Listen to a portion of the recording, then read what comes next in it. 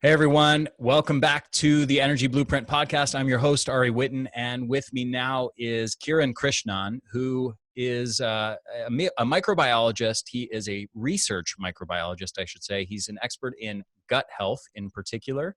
And this is someone that I recently interviewed for my upcoming summit, the Superhuman Energy Summit, on the gut mitochondria axis. And he's absolutely just blew me away with his level of knowledge on this. So I said, I need to have you back. We need to do another interview, get it on my podcast.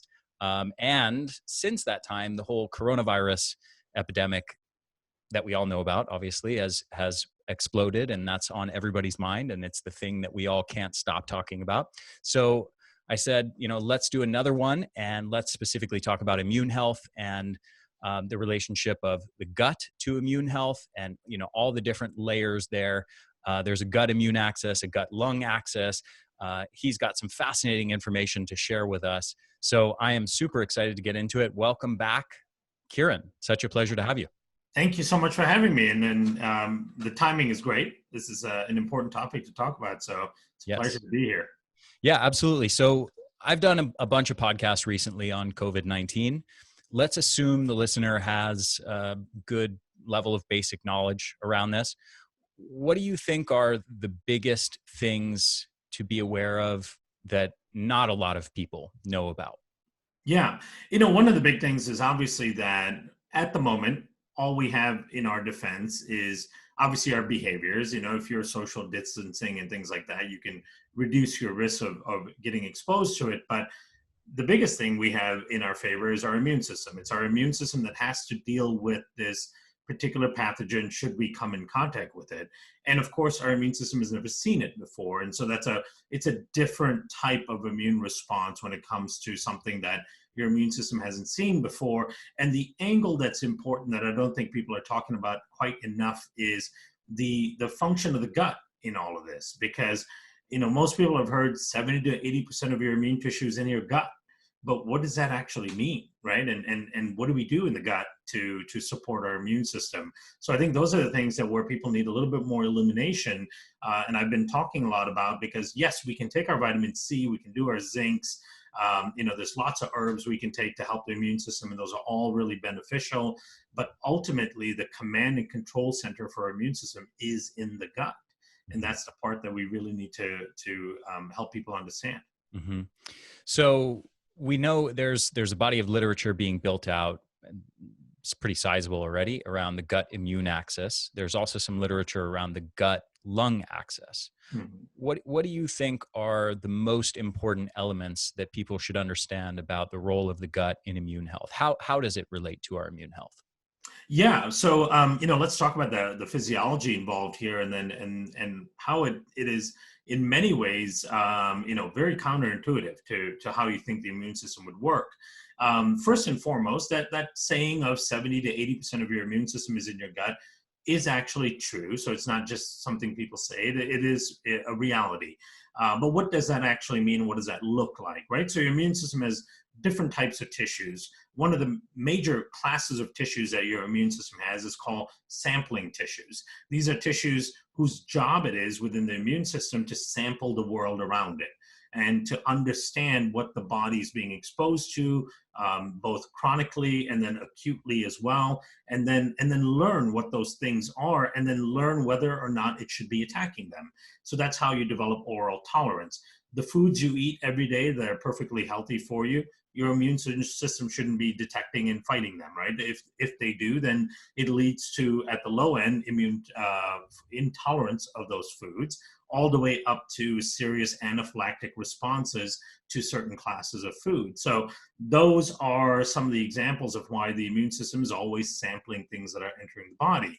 So why would it be in your gut, the sampling tissue? Well, as it turns out, the gut is the largest site of where foreign material enters your body, right? We get some stuff coming in through our eyes, our nose, our ears, our urogenital tract, some through our skin when the skin is broken.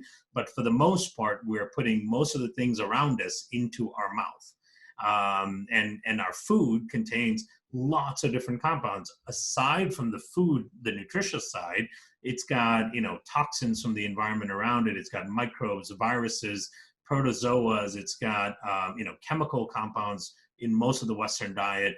All of those things are things that your immune system needs to sample and understand. But now here's the really complicated part for the immune system. So imagine you are an immune cell and you've put yourself in the immune cell's shoes. And here you are on a particular part of the gut, and your job is to sample all of the microbes and food particles and all that are coming through and make a decision on what is foreign, what's not foreign, and what you should attack, right? So you are an immune cell. Now, all the while being the immune cell, you are completely covered with microbes. That is your microbiome. So imagine the arduous task of this cell, where its job is to detect and identify microbes and all that are potentially problematic. All the while it's covered in microbes, right? Because every square millimeter of our immune tissue in our gut is covered by microbes. So how does all of that function? That's actually plagued immunology for some time over the last several decades, is understanding this concept that our immune tissue that is supposed to detect and protect us from microbes are also always covered in microbes. So how is it that they do what they do? As it turns out, this whole concept of immune crosstalk has been discovered. Immune crosstalk is this conversation that our immune system in our gut has with the microbes that live in our gut. And in fact, the microbes, in large part, train and tutor our immune system in our gut to help it understand what is normal to exist in that ecosystem and what is new and potentially harmful. And that immune tutoring, that flagging, if you will, that amplification of response to new things that are entering the body are directed by the microbes that live in the gut. So that crosstalk is a real intimate relationship between our immune system and the microbes that exist there. And without an effective crosstalk, our immune system would not function the way it's supposed to function. Very interesting. So, I could see the relevance of this immediately, and I'm sure everyone can, to, let's say, food poisoning, right? Mm-hmm. Where you have, pathogens or toxins coming in, and you need to sense that, or to something like, E. coli poisoning, or you're exposed to a pathogen. Does this, what's going on in the gut, what you're describing there, relate to respiratory infections in any way? And also, maybe you can tie in, I know you've talked about that coronavirus, this COVID-19, is not purely, entering us through the respiratory route. So maybe you want to tie in all those elements. Yeah, absolutely. And the thing is, anything that enters through the respiratory route will also end up in the gut to some degree, because one of the things that happens is when things are in the upper respiratory tract, right, it gets trapped by mucus. That's one of the important jobs of mucus in your respiratory system, is trapping things so that your immune system has a chance to identify it. Then we also have something called the mucociliary elevator, which is the cilia in your mucus, in your lungs and airways, that move the mucus up, and then your sinus systems drain the mucus down, and all of that ultimately gets swallowed. Everything from your nose and your ears and your lungs, all of that stuff eventually comes into your throat, and you end up swallowing it, right? And the swallowing part is really important, because that's where whatever's being trapped in your respiratory tract and in the upper airways gets presented to the immune tissue in your gut, so that there is an additional and very important, robust action of learning about those pathogens. So should we all swallow lots of mucus instead of spitting it out? Yes, absolutely. So that swallowing of the mucus is actually a very important part of our immune process, because that mucus is a immunoglobulin coated group or lump, if you will, of pathogens that your body is constantly exposed to. And there's a whole booger conversation we can have, which I've been really observing kids and booger eating and trying to understand the evolutionary benefit of it, because boogers essentially act as like a vaccine. This is like your work as a research microbiologist, is sitting outside of a kindergarten playground and observing the kids eat their own boogers. Exactly, and writing it down very intimately, of course, intricately. Yeah. But yeah, that's important. Now with COVID-19 in particular, SARS-CoV-2, the virus there, it is absolutely entering through the gut and causing a gut gut-based infection as well. And in fact, at least 53% of the cases in one of the latest publications in the Journal of Gastroenterology shows that they first present with gastro symptoms rather than anything else. Before any shortness of breath or fever or anything like that, they present with nausea, they present with diarrhea, with cramping and pain in the gut.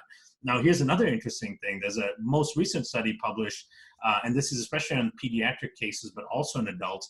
They found that they can detect the presence of the virus much longer in stool samples than they can even in the nasopharyngeal swabs. So they will actually find patients who've recovered, meaning they have no more symptoms, then their nasopharyngeal swabs are negative, and yet they can continue to find the virus persisting in stool for a period of time, well beyond when the negative test showed up in the nasopharyngeal swab. So there's a real gut thing going on here with this. Yeah, just out of curiosity, is there any meaningful practical relevance that we can derive from that? Does it tell us anything useful to know that? It does. So a couple of things. It means, number one, that the virus does have the capability of infecting and persisting in the gut. Early on in this pandemic, the assumption was that stomach acid would kill it, right? Because it's an envelope virus. Envelope viruses are not that robust to begin with. Soap kills it well, alcohol kills it well, and so on. So the assumption was that the stomach acid would kill it, so the oral route is not really a risk. But as it turns out, the oral route is a risk. Somehow it's surviving through the stomach acid. And maybe it's because it's embedded within food and it's hiding from the stomach acid. So that may be a reason.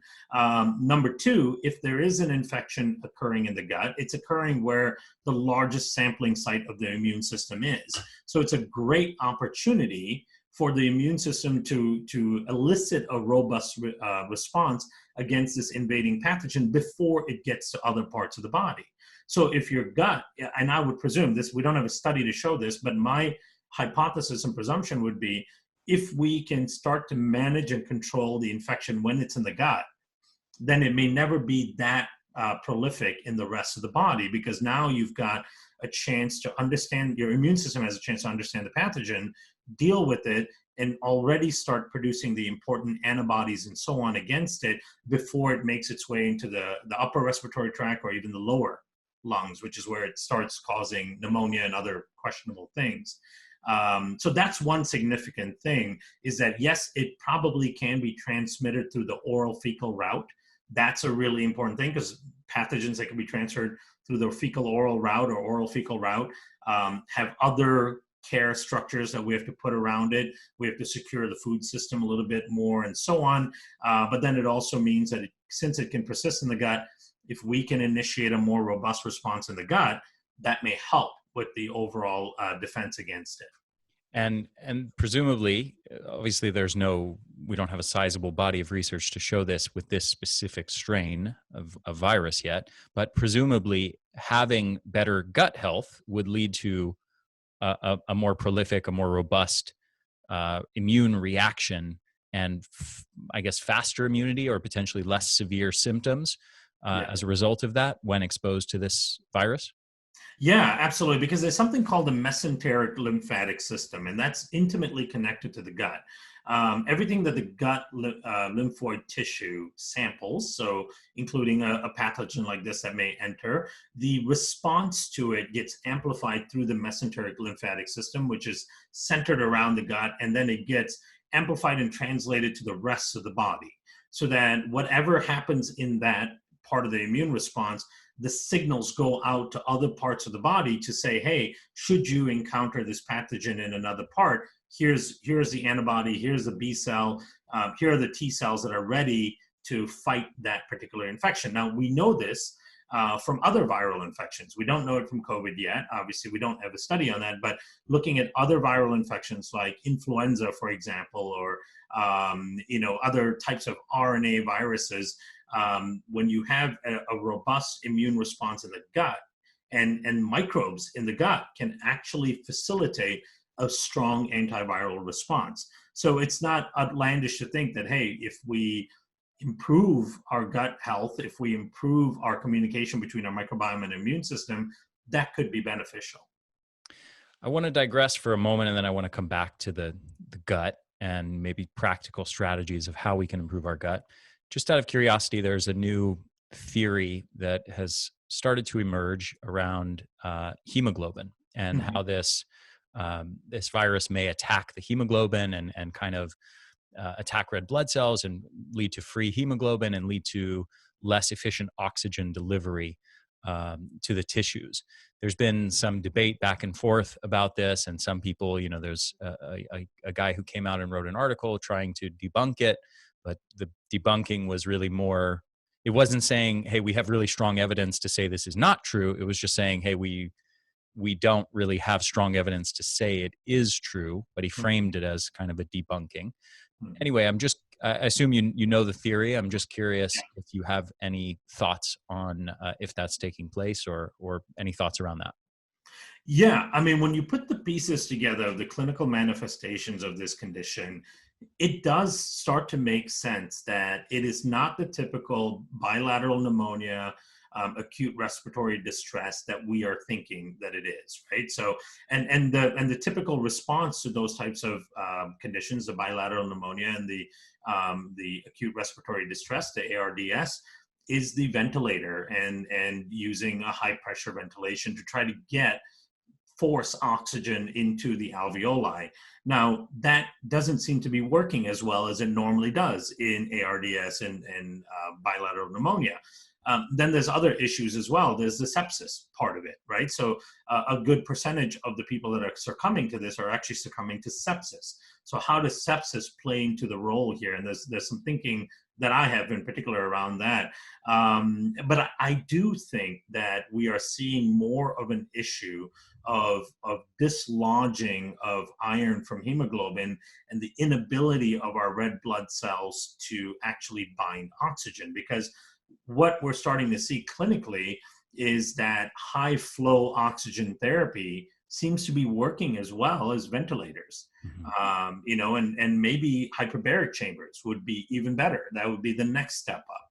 And that hypoxia, that systemic hypoxia, is not quite characteristic of the ARDS, because what we're seeing, and this is being reported by clinicians on the front lines, is there are patients coming in with real frank hypoxia without having respiratory distress. Mhm. So their lungs seem to be working okay, and yet their blood oxygen saturation is really low. So it's confusing, and the knee jerk reaction is going to be, because when you do the chest X-ray, you see the glass, right? That's the how clinicians diagnose that there's some sort of pneumonia or some sort of acute respiratory distress going. You see that glass-like structure in the X-ray on the lungs, but that can also be explained by the oxidative stress that's going on by the release of oxidative iron in the lungs. So there's a clinical debate, and I wish that what they would start doing just as a precaution is, as soon as people come in to the hospital with that low blood oxygen saturation, is just put them on high flow oxygen, and crank that up as high as they can. Well, Um, it seems like we had this mad dash to get more ventilators, and that was the big right. thing. Is there's a shortage of ventilators, and so there was this huge effort, lots of money spent, companies hired to make more ventilators. I think a bunch of companies like Tesla and a few others even sort of came to the rescue and said, "We'll start making ventilators." Yeah. And it seems now like that whole thing has largely been misguided, and that maybe what we really needed to focus on was getting more oxygen machines like are used to treat altitude sickness. Yeah, exactly. And that's part of the explanation of why this malaria drug seems to have some effect. The hydroxy chloroquine, that because that fights against this hypoxia type of distress. Now, so there's a lot of pieces that are leaning towards this other picture of what's happening clinically. The sepsis part, to me, is interesting, and I set this into a kind of a Facebook group of physicians that have been discussing this. is that when you have a lot of free iron in the blood, right, which is what's happening when they dislodge the ability of heme to hold oxygen, they're dislodging the iron off of the heme group. And what happens when you have free iron is you have all of these circulating pathogens in the blood, and that's normal because we get pathogens entering the blood all the time through our mouth, through our gums, teeth, even through the gut if your gut is leaky. But the pathogens in the blood are kept in check because the vast majority of them need iron for metabolism, and they need iron in order for them to multiply and then start creating their toxins and so on. And so you've got around 1,000 bacteria per milliliter of blood. So our blood is not sterile. It's got a lot of bacteria in it, but they're, again, all dormant because there's no free iron. Now, when you start increasing the free iron in the blood, you're actually providing the metabolic capability of these pathogens to start multiplying and releasing toxins. That could be one of the reasons why we're seeing a drive in sepsis and septicemia in these patients, after a period of battling this hypoxia. So it all kind of comes together interestingly. And I'm hoping somebody's going to do a study on it and be more definitive about it, because if it is the hypoxia, then there's a whole suite of things that may work better than the whole intubation ventilator process, that they're trying to do right now. And there is some really early stage disease stuff that can be done too. There's some medications like altitude sickness medication that actually could work early on if they start looking at the clinical pathology the right way. Got it. There's also some research around the gut-lung axis in particular, showing, and there's even some research, for example, showing use of certain probiotics can decrease the incidence of respiratory infections or severity of respiratory infections. Do you have any thoughts on that and any practical relevance of that body of research to COVID-19? Yeah, so in fact, one of the strains that we work with a lot, it's called Bacillus clausi, is actually used as a prescription drug in Latin America and parts of Europe for chronic upper respiratory infection in kids. Because there seems to be this connection between an overgrowth of gram-negative bacteria in the gut, and then there is a translational effect of the presence of that gram-negative bacteria into the lungs as well. So then you see people with hyperactive airways, with reactive airways, with asthma, tending to have a higher incidence rate of gram-negative bacteria in the lungs as well. And a lot of that may come from the mouth. A lot of that may come through the mucosa or through a permeable intestine, and then making its way into the lung tissue. We have bacteria all over our body on the inside, right? We used to think, of course, certain areas of the body was sterile. We now come to find out really nothing is sterile in the body. So the gut and the mouth tend to be big sources of bacteria. So when you've got dysfunctional bacteria in those regions, that can drive dysfunction in other parts of the body. And it seems like microbes that can control the presence of gram-negative bacteria can have then an impact on microbes in other parts of the body, in the lungs, for example. So Bacillus clausi has a couple of well-done published clinical trials showing reducing the incidence of upper respiratory distress and upper respiratory infection. And it's been used as a prescription drug for that reason. So there is a real clear-cut connection between the gut and the lungs. So if you're just kind of trying to improve your gut function and your digestive function and modulating the microbiome in a very positive way, it can have an impact on all of these things. Very, very interesting. So one of the other things I've heard you talk about is the immune system, and kind of the way you phrase it is like two different types of immune reactions. And obviously we have the innate and the adaptive immune system. In the context of COVID-19, there is a concern around the cytokine storm, excess inflammation. And I know that you know what I'm referring to at this point, so I'd rather than try and explain it myself, I'll let you explain it. But what are these two different types of immune reactions? And in the context of COVID-19, which of the two do we want to shift towards?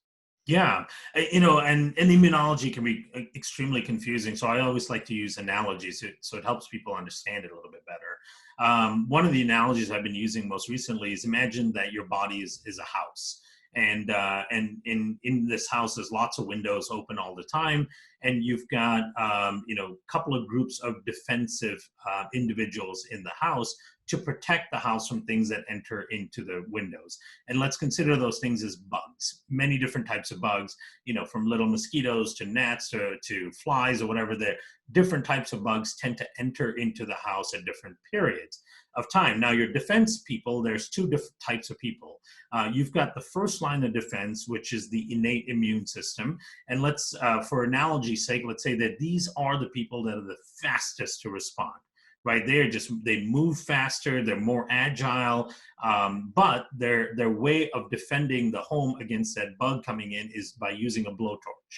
Right, so they will get to the window in that area where the bug flew in, and it doesn't matter what bug it is, they're going to blowtorch it, and they're definitely going to kill the bug, but they're probably going to burn the wall behind it a little bit as well, right? But they are the fastest, so they're going to get there first. And the second group of people are ones that are specialists in different kinds of bugs, and they have specialized tools to be able to address that specific bug. But they're much slower, and they wait for signals from the blowtorch guys to say, hey, I've got here, there is a bug, there is a problem, you need to come up as well. So the innate immune system are the blowtorch people. They are non-specific, meaning they see that there's a problem, they see that something is happening, they rush to that area. One of the defense mechanisms they use is inflammation. Inflammation is a way of actually kind of quarantining an area off, so that that whatever's in that area doesn't dissipate through the rest of the body as well. No different than if you get a cut on your skin, it'll get red, it'll get inflamed. That inflammation is trying to quarantine that space, so anything that entered through that cut doesn't get dissipated into the rest of the blood system. So inflammation is the first thing that it uses. And then it has the innate immune system, like the blowtorch, has all of these tools that just kills biological things in that area, including your own cells. So it's going to cause a bunch of damage in that area.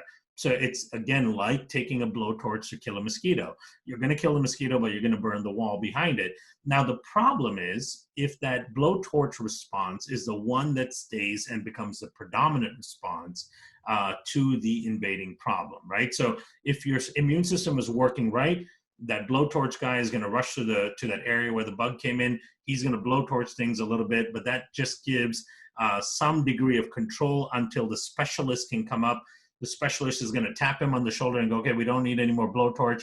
I know exactly what this bug is. I can pick it out and deal with it specifically without damaging anything else. And then the body goes through a small process of repairing that burnt wall.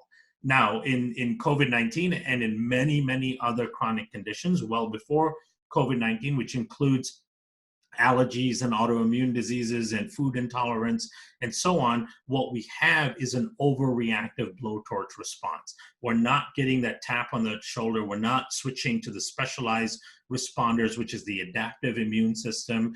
We're just getting nothing but blowtorch response. In the body, once you start responding to everything with the blowtorch response, because your immune system is not being trained effectively, not getting the signals it should, typically from the microbiome, then everything it sees gets the blowtorch response, and that becomes a sustained response in the body, especially when you have something like a pathogen that's continuously multiplying and adding more and more stimuli for the immune system in the body itself, right? So what's happening with the COVID-19 disease itself, all of the feeling sick, all of the body aches, the fever, and then the death itself in the percentage of people, all of that is driven by our immune system, right? We feel the infection because of the immune response to it. We become really sick and become really compromised because of the immune response. The virus is doing what viruses do. It just comes in, it's trying to take over cells and multiply, and there is some effect from the virus damaging the cells that it takes over. But a lot of what we feel and a lot of that negative response is our immune system responding to it and responding with a blowtorch and torching everything around it.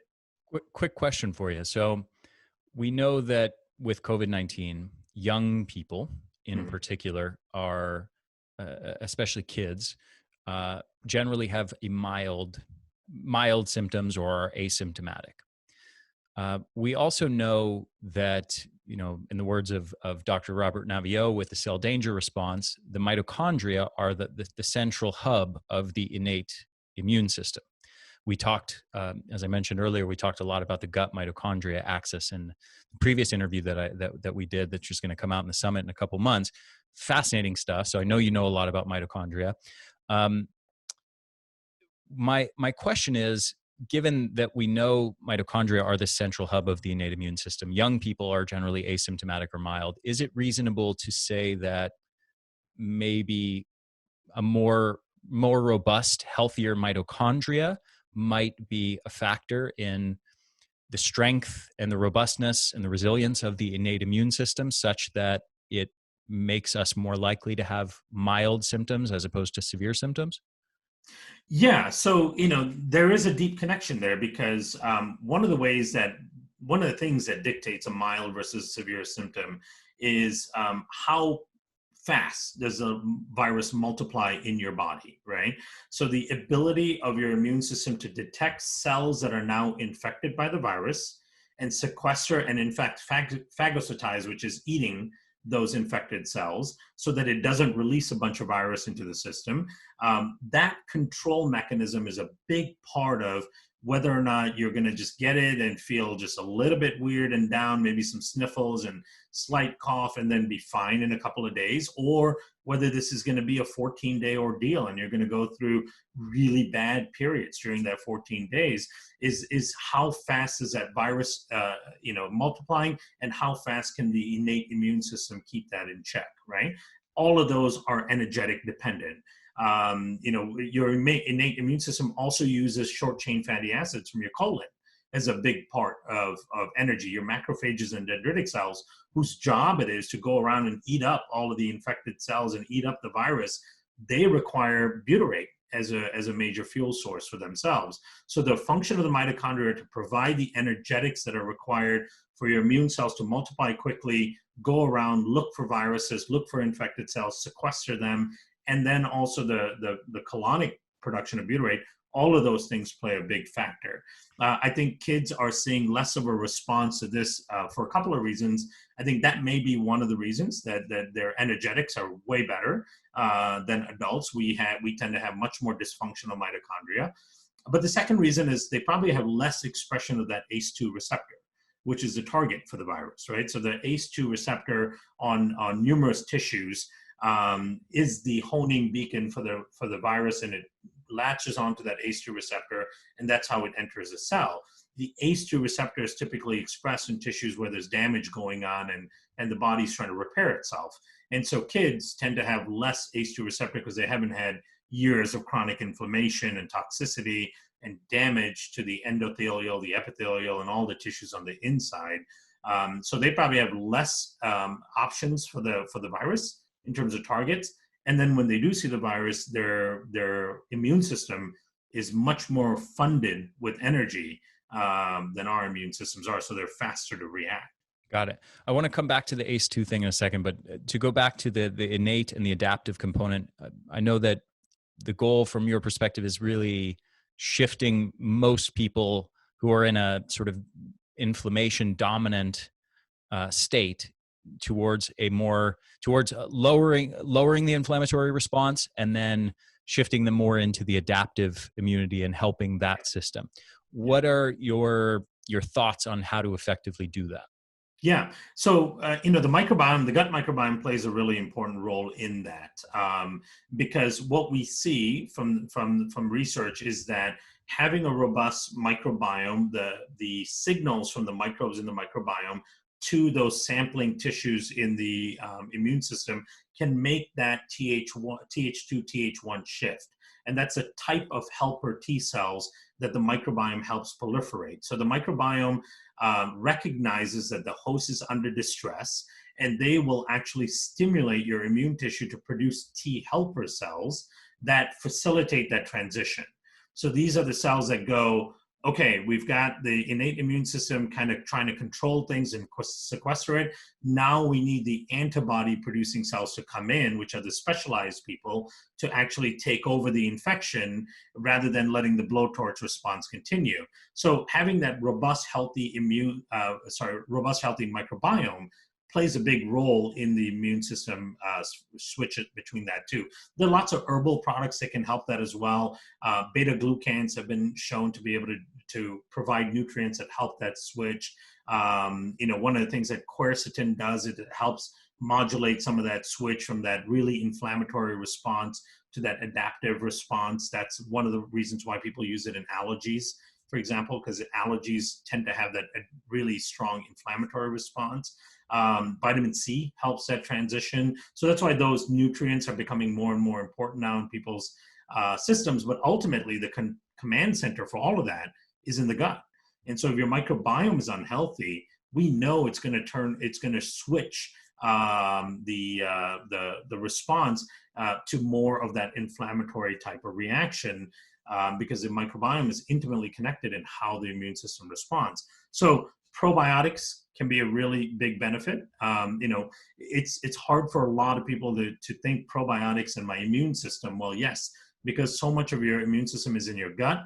And if you're using the right type of probiotics, they will modulate the microbiome and they will help modulate the immune response. So probiotics play a big role. Prebiotics play a big role as well. We wrote a white paper for our doctor clientele that I work with closely on the importance of oligosaccharides in fueling the growth of certain bacteria, and then also fueling the growth of immune cells that are really important in shuttling that response between the blowtorch response and the specialized response. So the innate to the adaptive response. So the gut plays a really intimate role in that. What specific prebiotic fibers do you feel have the biggest role? I know I've seen some research around, I believe it's pronounced arabinogalactan. I've only read it, I've never said it, but arabinogalactan, I'm sure there's some others. I know that one has some good research on its ability to decrease the incidence of respiratory infections. Yeah, beta-glucans. So beta-glucans are our type of prebiotic, but they have that similar effect as well. But oligosaccharides, we work with a lot of oligosaccharides, a class called xylo-oligosaccharides, and then fructo-oligosaccharides. Both of those have real strong impacts on the immune system. And it's interesting because we know, we've actually seen the kinetics of the immune response to this particular new pathogen. There's a study published in Nature Medicine it was a case study on a typical COVID infection that ended up being okay, which is what we see, hopefully, thankfully with the most people. This is a patient that came in with shortness of breath, type of symptoms, fever, body aches, just standard things that we're seeing with the COVID-19. She was admitted into the hospital. This was done in Australia. She was admitted into hospital, and right away they started measuring all kinds of stuff, all of her immune kinetics and response to the virus. And what they found was right at the early part of the onset of symptoms, she did have a little bit of elevated inflammatory response that was measured through CRP, C-reactive protein. So they saw some elevation of C-reactive protein. But within the second day after having symptomology, she actually had a really robust proliferation of anti-SARS-CoV-2 antibodies and the B cells that make the antibodies. So her system was already shifted to a really robust adaptive immune response. And what was interesting about it is none of the inflammatory markers and cytokines were elevated above normal, even though she was in active disease, right? So, which is really interesting because typically in any kind of acute active infection, your inflammatory cytokines are going to be up because your innate immune system is going nuts. And so in her case, and this was the typical pattern that they're seeing as like the best case scenario, is her innate immune response was really kind of attenuated, and the adaptive response took over much faster. And then as her antibodies against the virus peaked, that's exactly when her symptoms kind of disappeared. And so her symptoms disappeared. She was discharged from the hospital. She never needed any care in the hospital. They just kept her there for observation for the study. They didn't have to give her any supplemental oxygen. They just gave her some fluids. They didn't use any sort of medication either. And then they found that as soon as her antibodies peaked, her symptoms went away. They discharged her the next day, and then they followed her up to 22 days after being discharged. She had no symptoms that whole time, but she remained with very elevated levels of anti-SARS-CoV-2 antibodies. So that adaptive immune response was so upregulated and stoked and stayed that way for a long period of time. Now, What do they attribute that to? so one of the things they were saying is that, and at this time they didn't have other data that I'm going to reference here. One of the things that they were saying is that that's just the body's way of maintaining a protective layer so you don't get a reinfection, right? And they found both IgM and then IgG antibodies already. And typically you get IgM in the early phase for the first couple of weeks. It takes IgG a little bit longer, but they saw both IgM and IgG coming in pretty early. Now, my hypothesis is that the reason that they probably saw continued elevated levels of the antibodies is because it likely was continuing to persist in the gut. Mm-hmm. You know, I mentioned earlier that most recent study shows that you can detect the virus in the gut much longer than you can in the upper respiratory tract. So more than likely, even though she left the hospital, she has no symptoms, there was some viral replication going on in the gut itself, and that maintained that higher level of protective antibodies. So it seems really important, based on that publication, of making sure the adaptive immune system is upregulated and is ready to take over the fight rather than the blowtorch guys. And so much of that is dependent on how healthy your microbiome is. So I know you've mentioned a few things already. Obviously, we keep emphasizing the gut health, microbiome health.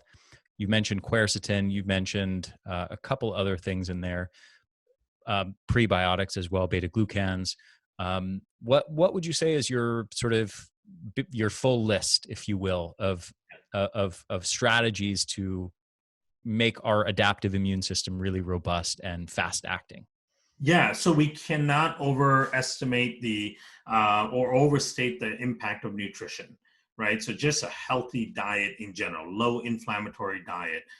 So foods that you know are triggering for you.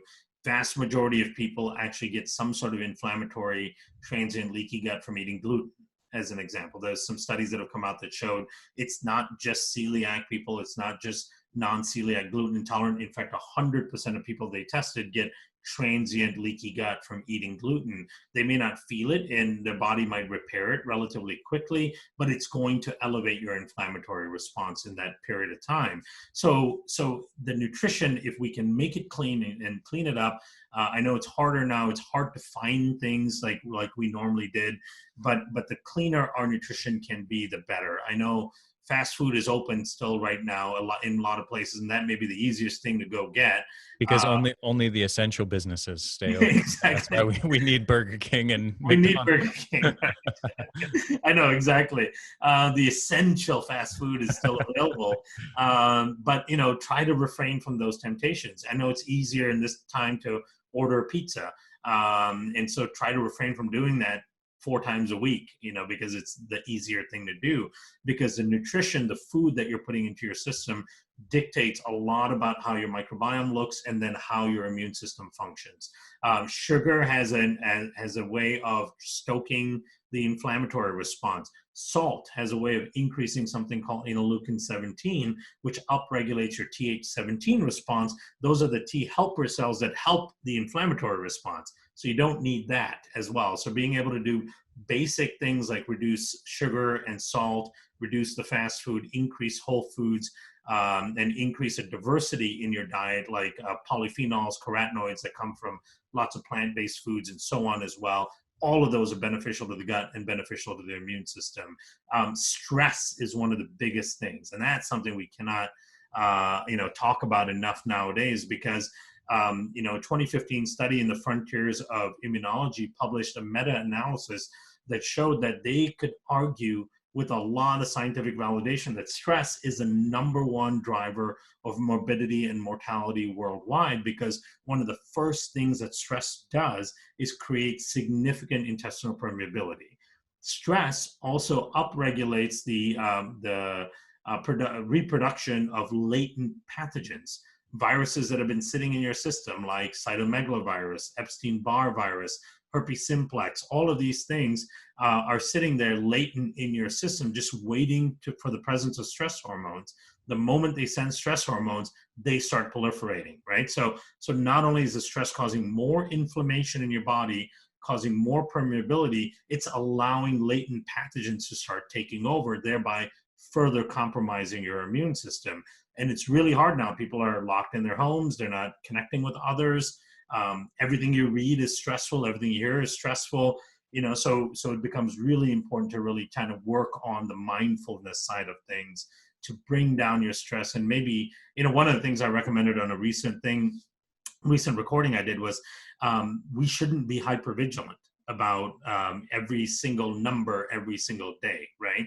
So to us, to a regular person who's not involved in the frontline fight of this and so on, does it really matter if today we have 650,000 cases versus 640? Right? We know it's bad. We know it's increasing, and we know what's going to happen is it's going to go up for a period of time, hopefully flatten and start to come down, right? That's the inevitability of it, right? Does it matter what it is today versus yesterday versus the next day and so on?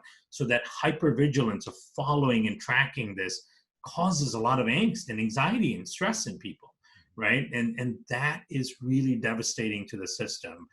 Makes you more susceptible, makes you more inflammatory rather than adaptive. So those two things, the nutrition side, the mindfulness side, we cannot overstate those. Those sound like holistic health things, but they really, really have an impact on how your immune system responds to new pathogens and anything it's ever seen.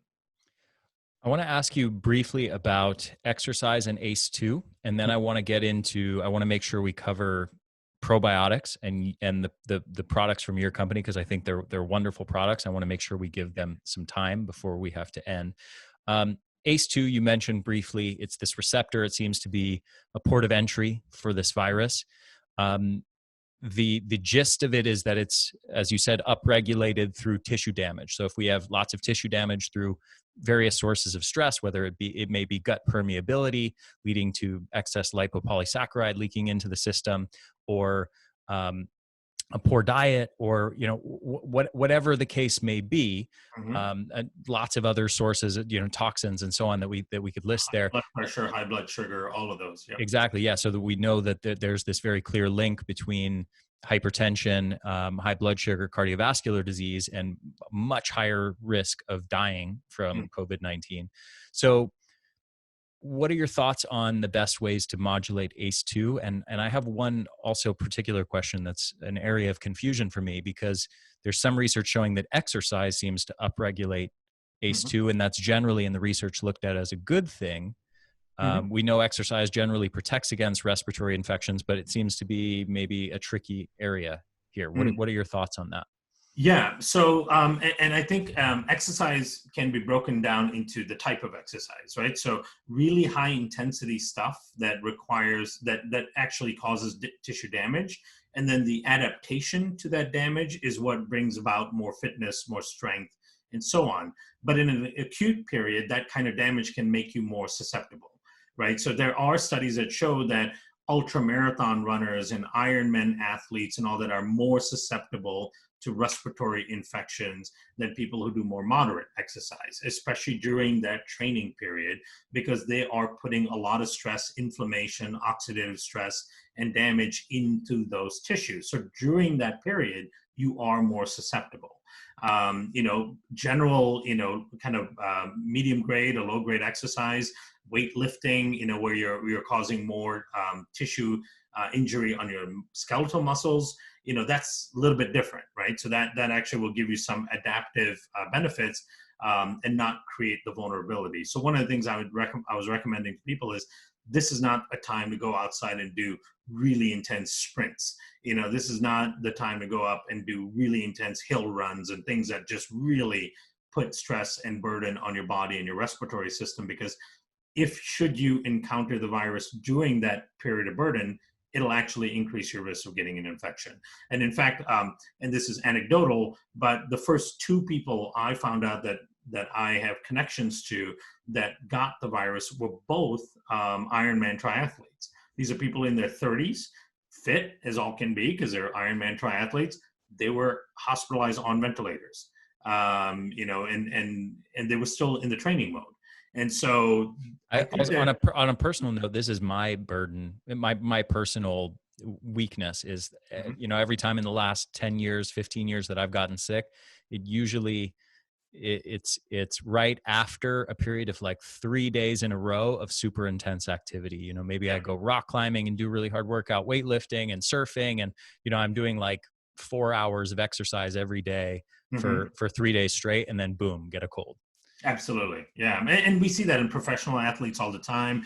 In professional cycling, that's one of the plagues that really affects professional cyclists, is that getting sick right during the training for a big tour. Your body's more susceptible. You're putting it through stress, which the adaptation to the stress is where you become stronger. But in that period, you are more vulnerable. And ACE2 is the receptor that shows up to repair the damage. ACE2 is wonderful. It's an amazing thing. If we didn't have it, we would all just wither away. But ACE2, the reason why the virus targets it is because the presence of it indicates a compromised system. And so and it's a ubiquitous receptor. It's found in so many tissues, in the gut, in the lungs, in the heart, in the skeletal, in the smooth muscles. So everything that lines the inside of your body will express ACE2 in response to damage. And so this virus has basically evolved to find a very ubiquitous receptor as its target. So there's lots of targets for it to enter the body and into the cells.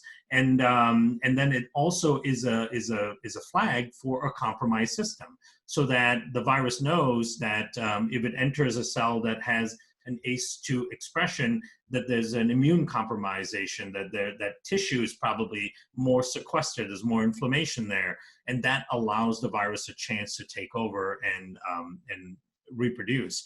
So exercise in general is a great thing, obviously, no doubt about that. But this may be more of a time, to be more moderate about the exercise and maybe focus more on lifting things and not putting your body through really stressful cardiovascular work.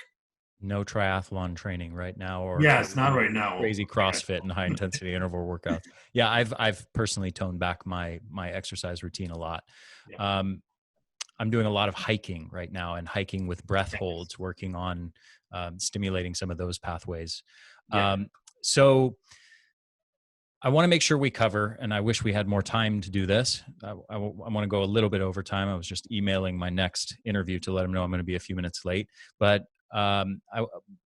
MegaSporeBiotic is a phenomenal probiotic. I know you guys have done a lot of research on this. I'm personally taking this myself. I know you have another great product related to immune health, the IgG product.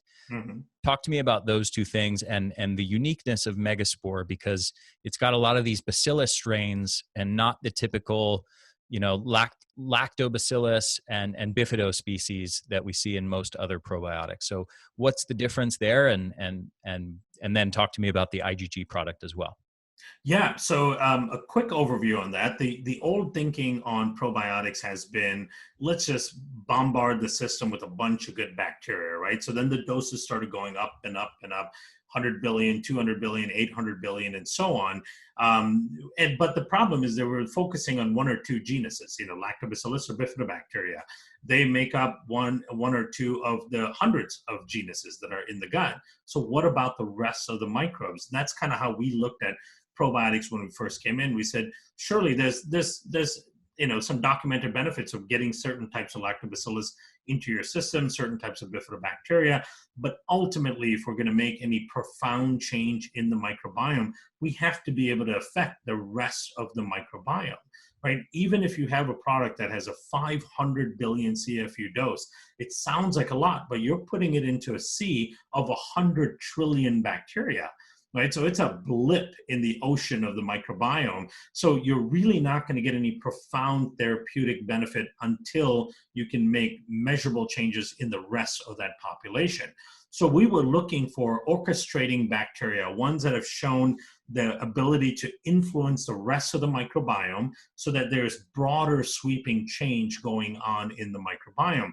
We honed in these spores because they've been in the prescription drug industry since 1952 and still are today, where they use them for gut infections, for dysentery and other types of gut infections. So our thinking was, wait a minute, these bacteria can go in the gut. They can read the microbial environment, something called quorum sensing. They can find dysfunctional or overgrown bad bacteria, sit next to them and bring their levels down without hurting any of the other beneficial bacteria around it. That's why in many countries they're used in lieu of antibiotics for gut infections, right? So our thinking was, okay, if they can find and bring down the growth of bad bacteria, maybe they can also influence the growth of good bacteria. And by that rationale, maybe they can bring back balance and fix dysbiosis. So that's how we thought of them. We thought of them as the orchestrators, the conductors, the SEAL Team 6, if you will, of the gut, and sending them in would allow them to modulate what the rest of the microbiome looks like. Sure enough, we saw that. We published a study in August of last year showing that when you add the spores into the microbiome, it increases the diversity of all other species by about 30%. And they bring about certain amounts of uniformity. They increase the growth of these really important keystone strains. These are strains that are really important for overall health and wellness. They increase the growth of those strains by 10 to 100 fold, 10 to 100, not percent, but 10 to 100 times higher. So they do a lot of modulatory work in the gut microbiome, and they look like orchestrators of the microbiome. So then we started saying, okay, we can change the microbiome with this tool. There's lots of stuff we should be able to affect. The first thing we wanted to test was, can we affect leaky gut? Leaky gut being the primary and the predominant source of chronic low-grade inflammation.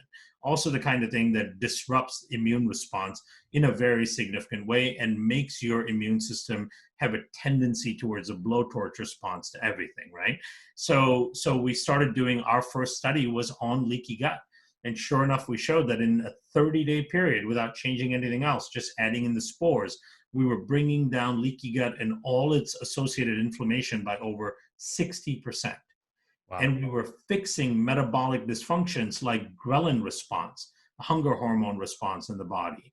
So it's a profound probiotic that creates a fundamental change in the microbiome. And when you change the microbiome, you really change how your body responds to the world around you and how your immune system works and so on. So it's been exciting. Since then, we've published 5 other trials, most recently on triglycerides. We showed that people with elevated triglycerides, when they take the probiotic, it actually brings down the triglyceride levels by almost 38%, which is quite significant, because then you look at triglycerides are a major risk factor for all kinds of chronic issues.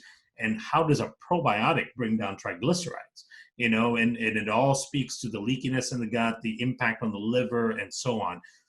Right before that, we published a study on hepatoprotection with the probiotic, how it protects the liver against purposefully induced damage. This was an animal model study because we can't do that to humans. But sure enough, it protects the liver, it protects the metabolic system, it protects the immune system, and it changes the microbiome and it seals up the gut. So that's a really important factor. The IgG is really interesting. Immunoglobulins are proteins that your immune system makes. Those are the antibodies that neutralize stuff that the immune system sees. Getting bovine immunoglobulins are really interesting and important, because cows, as they're out there grazing in the pastures and being in the outdoor space, their immune systems are encountering all kinds of stuff, right? Bacteria, viruses, molds, toxins, and so on. So they're building constantly antibodies against all of these things, neutralizing antibodies against all of these things, the IgG antibodies. So these are the most powerful neutralizing form of the antibodies against all of these offending compounds. And so what we do is we take the serum out of the cows and we spin out and purify those antibodies. And when you add them back into our system, they go to work in our digestive tract right away, neutralizing all those things, neutralizing viruses, bacteria, toxins, compounds, mold toxins, bacterial toxins, and so on, thereby lending a really important helping hand to our immune system, who's dealing with this stuff all day long, typically in a compromised system, because the microbiome is messed up too.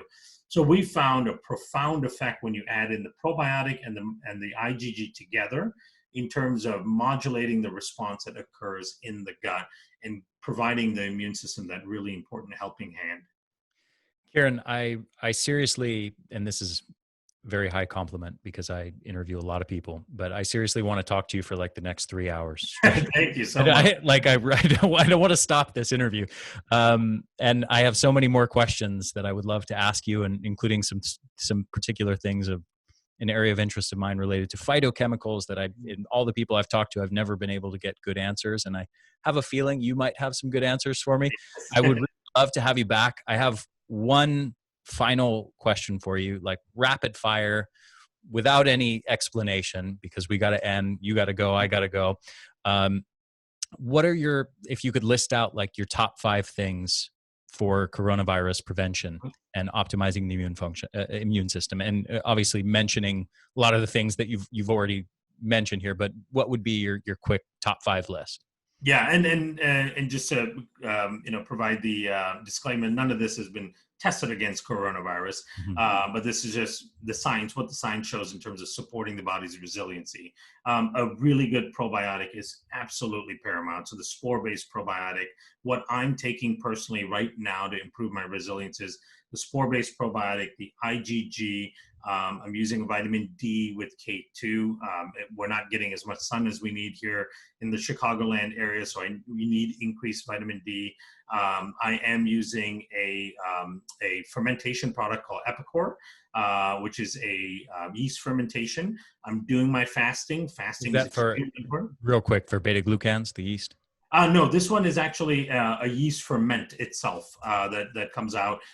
Great data, clinical research on colds and flus. Okay. So it does have some ability to increase the antiviral part of the body.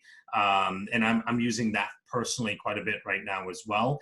I am doing glutathione and B vitamins to help the energetics, helping the mitochondria as well, which helps. And then the fasting is absolutely critical. I don't typically get stressed much, but I'm still trying to do mindfulness work. When I wake up in the morning, first thing I'm doing is breathing exercises to try to kind of tamper down any sort of elevation of stress hormones. And I'm trying to get lots and lots of sleep. But the probiotic and IgG, vitamin C, the Epicor, those are the kind of the core things that I'm doing right now to keep my immune system tip-top shape should it ever encounter this pathogen. Beautiful. Kiran, and for everybody listening, I want to mention we'll have links to everything he mentioned on the podcast page for this episode. It's theenergyblueprint.com/Kiran-Krishnan. Okay, awesome. So you can Google his name or just go to theenergyblueprint.com/podcast and you'll see it there. If you don't want to worry about spelling a very exotic name, beautiful name, very exotic name. So thank you again, my friend. This has been awesome. Really, really excellent. You're brilliant. I love talking to you. Like I said, I could talk to you for 3 more hours. I think we need to have an automated scheduling where I interview every 2 months or something, because I would love to get like 10 more interviews out with you. So really, thank you so much. Such a pleasure, and have a wonderful rest of your day. You too. Take care.